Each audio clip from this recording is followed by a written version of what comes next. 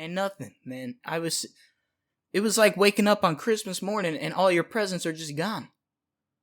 It was like, what is this? You know, I went through the action of smoking it. I did everything, but I'm not feeling how I should, man.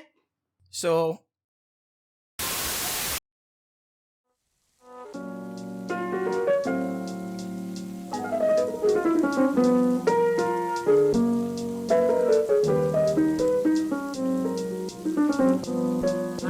yo, what is going on, guys? I'm coming back at you with another video, and in today's video, we are going to be talking about the time that I got scammed by 6 black dudes over some CBD weed. Now, I know that's a bit of an interesting title, but before we get into it, let's go ahead and take a fat bong rip.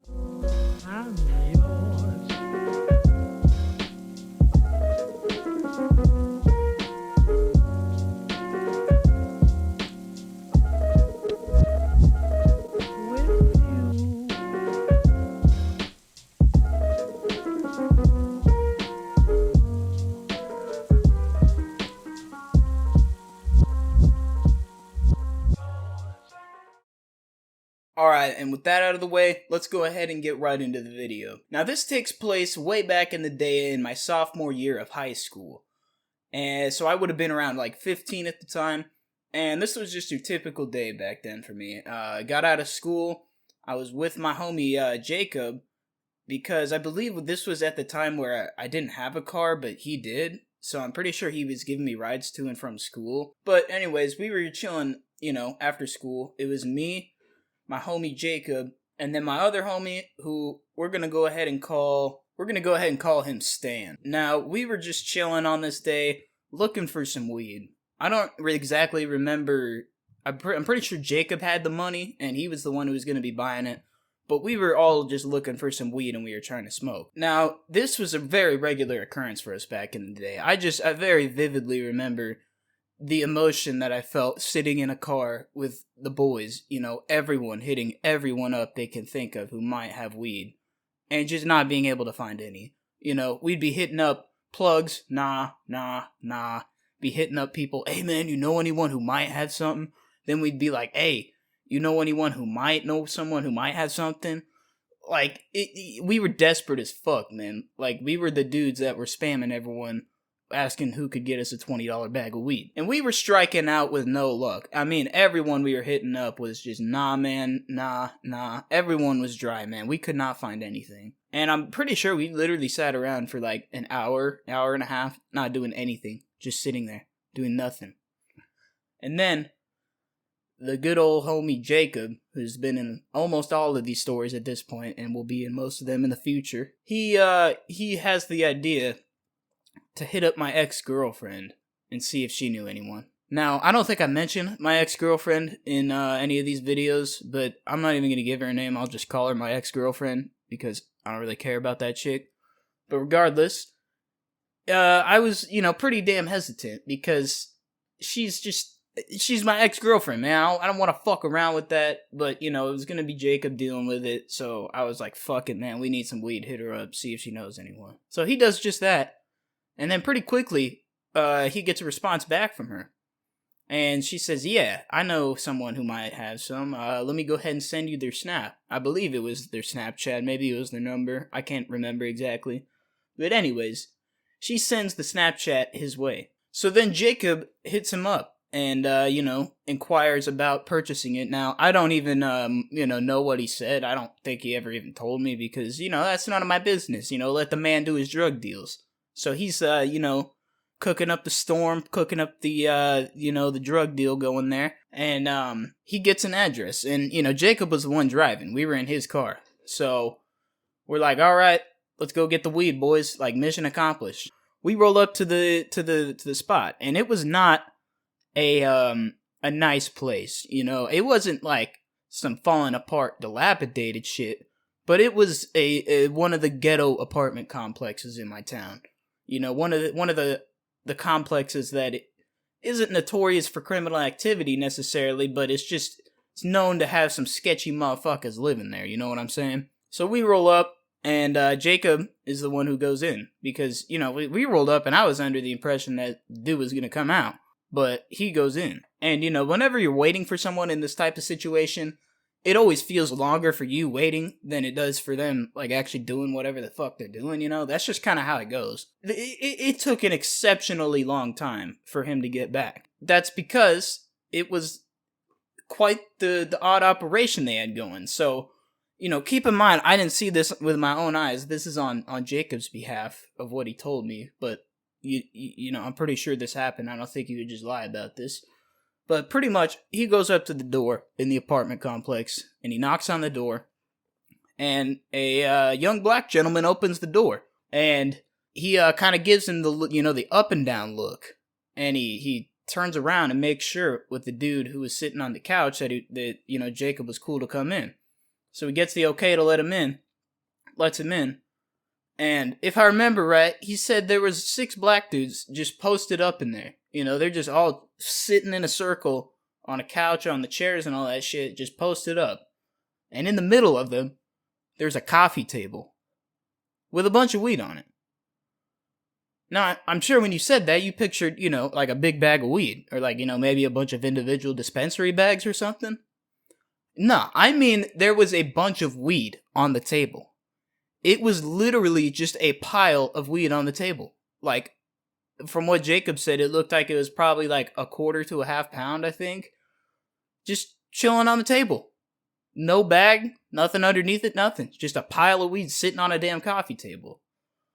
And then the dude goes ahead, you know, scales out the weed for him. And he doesn't give him a bag. He just hands it over to him. The nugs. He literally just handed him a handful of nugs with no bag or anything. And, like, that would maybe be understandable if you're out in the country or some shit, but nah, they were in some motherfucker's apartment at an apartment complex. How do you not have anything to put the fucking weed in?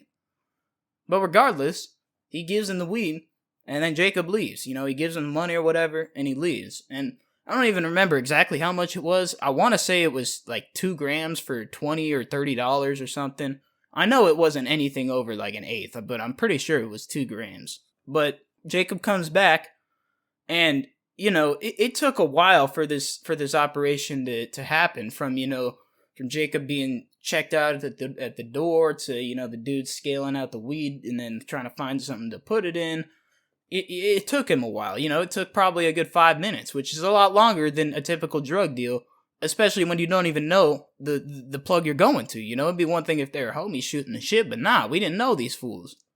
So finally, Jacob comes back out, and we're like, oh, fuck yeah. And he comes back and he gets in the car and just with a handful of weed. And we're like, what the fuck? He's like, yeah, they didn't have a bag. They just gave me a handful of weed. And we're like, okay, well, all right, let's go smoke. So then we go and whip over to the good old tunnel, which has been in a couple of my stories now.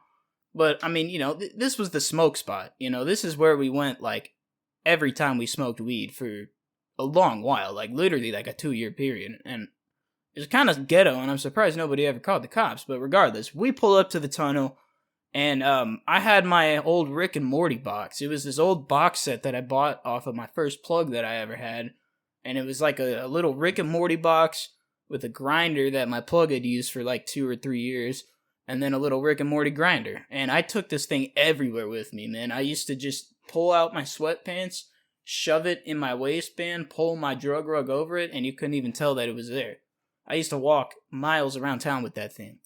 So we pull this out, you know, we get the weed, and I remember, you know, Jacob handed me the weed to, you know, put it in the bowl and everything and load it up, because it was my stuff. He just kind of handed it over to me, you know. And I was sitting there looking at it, and it kind of looked off, you know, like it was very clearly weed. And, you know, it was nugged up and everything, but it didn't look like any other weed I had purchased before. And looking back on it now, it's because there were no trichomes on it. It was just, you know, the trichomes are probably the most visible thing on weed. You know, you can see the trichomes, like, you can look at 2 nugs of weed, you know, if one's shit, one's good, you can tell that one has trichomes, one doesn't. And this had 0 trichomes. But it looked like it was grown pretty well. You know, it didn't look like it was some mids. It just didn't have any trichomes on it. But I didn't really think about it because I didn't know any better. and I, grind it up in my tiny ass little Rick and Morty grinder that's like can hold maybe a half gram. And I put it in the pipe, and we start smoking. And, we get through the first bowl. We're puffing away. And, I'm in my experience, whenever you smoke good weed, you smoke it, and then, you set it down, and you kind of have a desire to hit it again. If it's some good weed, you want to hit it again. But you're passing it around, and I wasn't feeling anything, man. Just felt like I was inhaling air. I didn't feel like I wanted to hit it again. And, you kind of get those onset effects of like, maybe your eyes will start tingling, or, you can just kind of feel things. You can feel a perspective change. You know what I mean? I wasn't feeling any of that. And we get through the first bowl. We pack the second bowl. And, we're just sitting in this dark ass tunnel. The only light is the flick of the lighter. We're just passing it around. Hit after hit after hit. And I'm not feeling anything. It's not like it's some bad weed and I'm just kind of a little high. Like, I'm not feeling anything. And I think it was when we got through with the second bowl and I had to start grinding up more weed, when one of us went, man, are you guys feeling anything? Like, I don't feel shit from this. And we're like, nah, man, like, I really don't feel anything. And we're just sitting there like, what? And at this point, it had been like, 4 days since I smoked, which I know that's fucking forever for a 15-year-old, right? But for me, it was. So I was really excited to get high. And I start smoking the third bowl, and I take like 3 hits off it back to back to back. And I think I just had such a fucking desire to get high from how much of a fucking degenerate I was back then, that I gave myself a placebo high, man. I convinced myself that I started feeling something. I'm like, nah, man, I feel something. I feel a little high, man. And realistically, I didn't feel anything. Nobody else felt anything. And I don't think we smoked like all of it, but we smoked almost all of it, and then we left the tunnel, and we're just extremely disappointed, man. We didn't feel anything.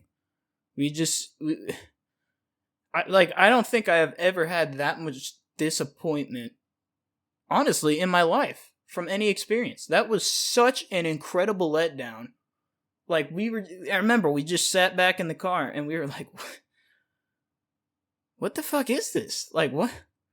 We just smoked like 2 grams, man. But we don't feel anything. Because back then, man, we'd finish 1 bowl and struggle to get through the second from how high we were, man. It was such a goddamn letdown. And I had spent 3 or 4 days looking for weed, and none of it was available in town because of how dry it was. And finally, I get the chance to smoke, and nothing, man. It was like waking up on Christmas morning and all your presents are just gone. It was like, what is this? I went through the action of smoking it. I did everything, but I'm not feeling how I should, man. So after that, we kind of just, we were beat. None of us had any more money. We didn't even know anyone who could get us any good weed outside of that. And we kind of were talking about it, and we came to the conclusion that, man, this has to be some CBD weed.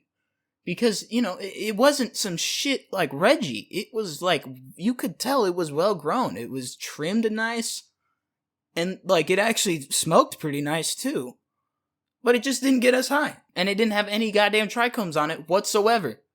It was ridiculous. So, we came to the conclusion that it was CBD. And then we started thinking, like, man, what are these guys doing? Like, running this whole operation to sell fake weed. Like, if you're gonna have that many guys posted up and motherfuckers checking people at the door, why are you selling fake weed? Just sell the real shit. You're gonna get the same sentence either way. I mean, maybe that shit is cheaper than real weed, but I don't know. I've never been able to wrap my head around that whole thing. Or maybe it really was just some really shitty weed and it wasn't CBD weed. But, I mean, man, it looked like some good weed that was missing all the trichomes. So that's why I came to the conclusion that it's CBD weed. But it's just like, man, why are you putting your shit on the line to do that? And it's just absurd, man. But anyways, that's about all I have for you guys today. I hope you guys enjoyed this video. This was, like I said, probably the most disappointed I've ever been in my life. I mean, if any of you motherfuckers are out here selling CBD weed, like, get the fuck out, man. That's some stupid ass shit. If you guys enjoyed the video, drop a like. Let me know what you're smoking on down in the comments section. Subscribe if you want to stick around for more. And I hope you guys have a great rest of your day. Peace.